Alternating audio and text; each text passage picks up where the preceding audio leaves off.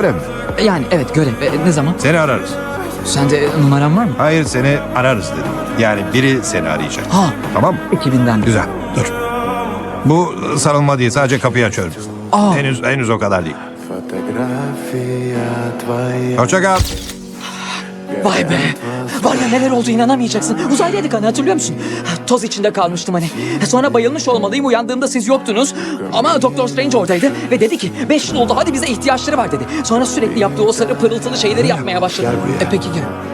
Bay Stark. Kazandık Bay Stark. Başardınız efendim başardınız. Affet beni Tony.